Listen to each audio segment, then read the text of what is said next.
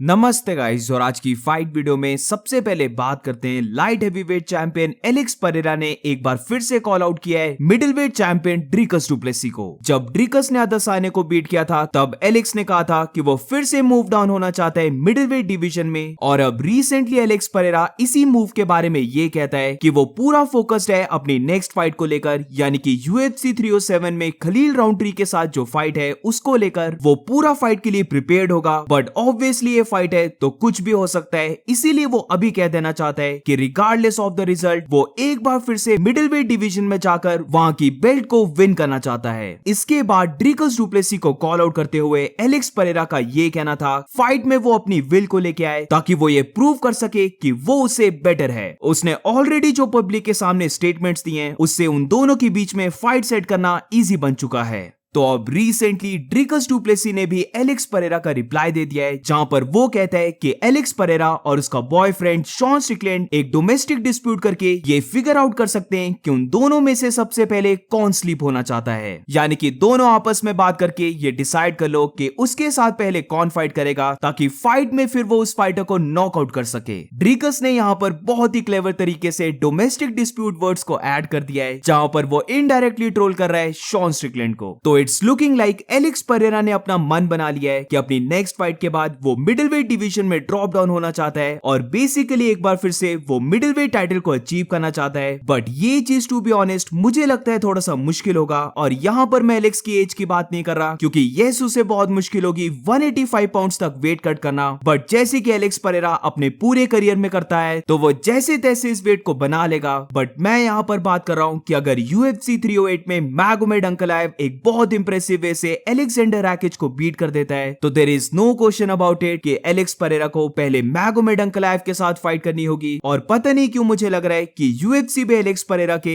इस 185 पाउंड्स के मूव को देखकर ज्यादा इंटरेस्टेड नहीं होने वाली है, क्योंकि ऑलरेडी वहां पर अभी शॉन स्ट्रिकलैंड लाइन पे है, फिर रॉबर्ट विटेकर और हामजा चिमाएव का विनर जो होगा वो भी टाइटल शॉट के लिए लाइन पे आ जाएगा। और अगर एलेक्स पे आ जाता है तो top of the middleweight division पूरी ही ब्लॉक हो जाएगी। और अब moving on to the next update, तो अब बात करते हैं वेल्टरवेट चैंपियन बिलाल मोहम्मद ने क्या कहा शावकात राखमनोव के बारे में, कमारू उस्मान के बारे में एंड ऑल्सो शॉन स्ट्रिकलैंड के बारे में। अब ऑलरेडी मैं बिलाल मोहम्मद और शावकात राखमनोव की बहुत बात कर चुका हूं, तो इस न्यू इंटरव्यू में सिर्फ जो मेन पॉइंट्स हैं उन्हीं के बारे में बात करेंगे, जहां पर बेसिकली बिलाल मोहम्मद एडमिट करता है कि उसका नेक्स्ट ओपोनेंट शावकात राखमनोव ही रहने वाला है। बिलाल मोहम्मद का ये कहना था कि लेगेसी वाइज वो फॉर श्योर चाहता है कि वो कमारू उस्मान के साथ फाइट करे, बट प्रॉब्लम ये है कि अपनी लास्ट की तीनों फाइट्स कमारू उस्मान हार चुका है। अगर तो कमारू उस्मान ने हामजा चिमाएव के साथ वो फाइट नहीं ली होती, जो बाय द वे एक शॉर्ट नोटिस फाइट थी, तो फिर वो बस लियोन एडवर्ड से ही बीट होता और इसी की वजह से वो कमारू उस्मान को नेक्स्ट टाइटल शॉट दे देता। बट क्योंकि कमारू उस्मान लास्ट की 3 फाइट हार चुका है तो इसीलिए उसे लगता है कि शावकात राखमनोव भी उसका नेक्स्ट ओपोनेंट रहेगा। अब इसके बाद जैसे कि हम सब जानते हैं कि शावकात बिलाल को कह रहा है कि वो अब इनएक्टिव बन चुका है, उसने अपनी बातों से बैक ट्रैक कर लिया कि वो एक एक्टिव चैंपियन रहेगा। तो इन सब बातों के बारे में बिलाल मोहम्मद का ये कहना था कि उसने जस्ट अभी 304 में फाइट की है, तो वो क्यों 307 में एकदम से फिर से फाइट करे। 100% वो एक एक्टिव चैंपियन रहना चाहता है, जहां पर वो ये चीज ऑलरेडी बोल चुका था कि या तो फिर वो UFC 308 अक्टूबर अबू धाबी में फाइट करता, या फिर वो चाहता है कि वो एंड ऑफ द ईयर तक फाइट करे, जहां पर 308 का कार्ड बुक हो चुका है। तो डेफिनेटली वो एम कर रहा है कि वो एंड ऑफ द ईयर यानी कि UFC 310 में फाइट करे। अब उसकी फाइट कैसे शावकात के साथ जाएगी, तो यहाँ पर बिलाल मोहम्मद का ये कहना था कि जैसे उसकी फाइट लियोन एडवर्ड्स के साथ गई थी वैसा सेम उसे लगता है कि शावकात के साथ भी जाने वाली है, जहां पर वो बिलीव करता है कि वो शावकात राखमनोव को डोमिनेट करेगा। वो जानता है कि अभी शावकात उसके साथ ट्रैश टॉक कर रहा है ताकि वो अपने टाइटल को सिक्योर कर ले, बट जब फाइट का टाइम आएगा तो शावकात को पता लगने वाला है कि वो एक ही स्टाइल से फाइट नहीं कर सकता, बल्कि वो हर फाइट को एनालाइज करके डिफरेंट स्टाइल के साथ भी फाइट कर सकता है। और जैसे लियोन एडवर्ड्स के साथ हुआ वैसा सेम होने वाला है शावकात के साथ भी।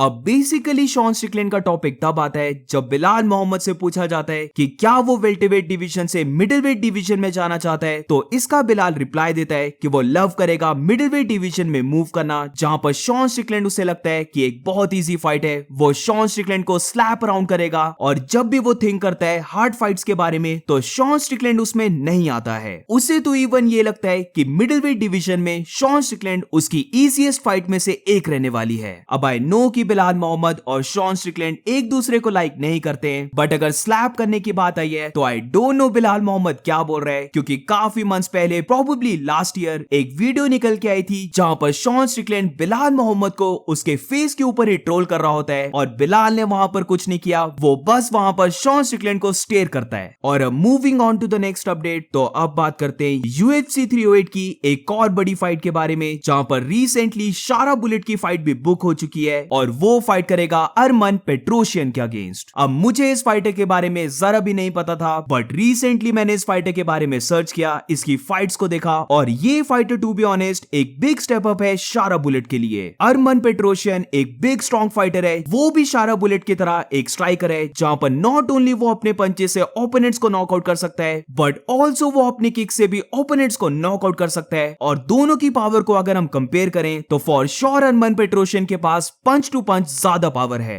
शारा बुलेट अभी 14-0 पर है, जहां पर अरमान पेट्रोशियन की बात करें तो उसका रिकॉर्ड अभी 8-3 का है, बट यहां पर अगर हम एक्सपीरियंस की बात करें तो अरमान पेट्रोशियन के पास ज्यादा एक्सपीरियंस है हाई लेवल फाइट्स को करने का, जहां पर वो ऑलरेडी ग्रेगरी रॉड्रिगेज जो मिडिलवेट डिवीजन के टॉप 15 में एंटर हो चुका है उसके अगेंस्ट फाइट को विन किया है, एंड ऑल्सो उसने कायो बोहालो के साथ भी फाइट की है जो राइट नाउ भी मिडिलवेट डिवीजन के नंबर 5 पर है। और बेशक वो फाइट को हार गया, बट स्टिल उसके पास बेटर हाई लेवल फाइट्स का एक्सपीरियंस है जो शारा बुलेट के पास अभी नहीं है। तो फॉर श्योर ये फाइट शारा बुलेट के लिए एक बिग चैलेंज बन सकती है, बट अब लेट्स सी 308 में क्या होता है। और अब moving on to the next update, तो अब बात करते हैं फेदरवेट फाइटर डिएगो लोपेस ने क्या कहा उसकी fight against Brian Ortega and also flyweight champion Alexa Grasso के बारे में। अब इन दोनों फाइटर्स के रूमर्स बहुत पहले से चलते आ रहे हैं कि ये दोनों फाइटर्स कपल्स हैं, और अब रिसेंटली जब डिएगो लोपेस का इंटरव्यू आता है तो उसका ये कहना था कि वो और एलेक्सा 306 के कार्ड में फाइट कर रहे हैं, जहां पर उसकी फाइट नंबर 3 पर है, वेरस एलेक्सा ग्रासो उसी के बाद फाइट करेगी,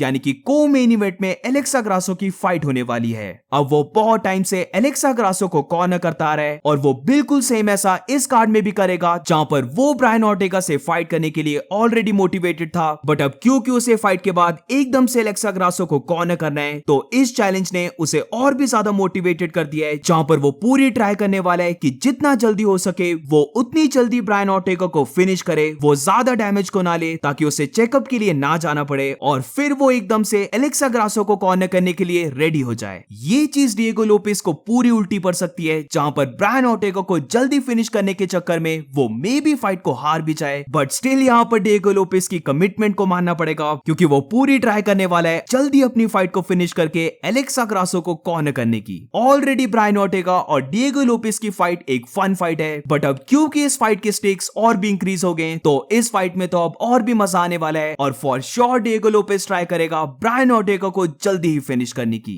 so that's it for today guys, आज की फाइट वीडियो में बस इतना ही। अगर तुम्हें वीडियो अच्छी लगी हो तो please make sure to like subscribe. मिलते हैं नेक्स्ट वीडियो में।